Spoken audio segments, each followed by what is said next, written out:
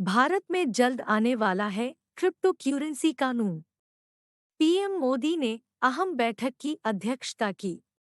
Crypto currency पर भ्रामक गैरपारदर्शी विज्ञापन के मुद्दे को ध्वजांकित करते हुए प्रधानमंत्री नरेंद्र मोदी ने शनिवार को इस मुद्दे पर आगे बढ़ने पर एक बैठक की अध्यक्षता की।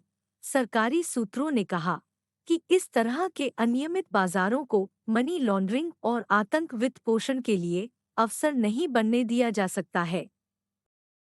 बैठक में यह दृढ़ता से महसूस किया गया कि अतिवादी और गैर पारदर्शी विज्ञापन के माध्यम से युवाओं को गुमराह करने के प्रयासों को रोका जाना चाहिए। सूत्रों ने कहा, यह संकेत देते हुए कि मजबूत नियामक कदम आने वाले हैं।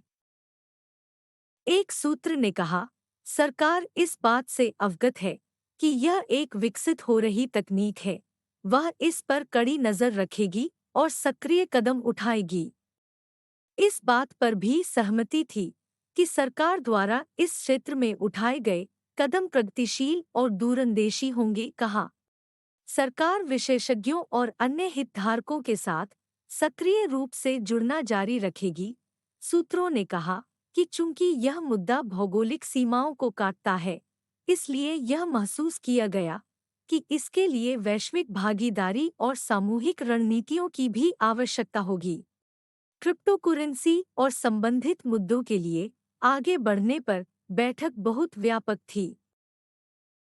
यह एक परामर्श प्रक्रिया का परिणाम भी था, क्योंकि आरबीआई, वित्त मंत्रालय, गृह मंत्रालय ने इस पर एक विस्तृत अभ्यास किया था और साथ ही देश और दुनिया भर के विशेषज्ञों से परामर्श किया था।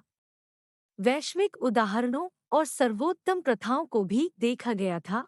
सूत्र ने कहा, आरबीआई ने क्रिप्टो करेंसी के खिलाफ अपने मजबूत विचारों को बार बार दोहराया है और कहा है कि वे देश की व्यापक आर्थिक और वित्तीय स्थिरता के लिए गंभीर खतरा पैदा करते हैं और उन पर व्यापार करने वाले निवेशकों की संख्या के साथ साथ उनके दावा किए गए बाजार मूल्य पर भी संदेह करते हैं।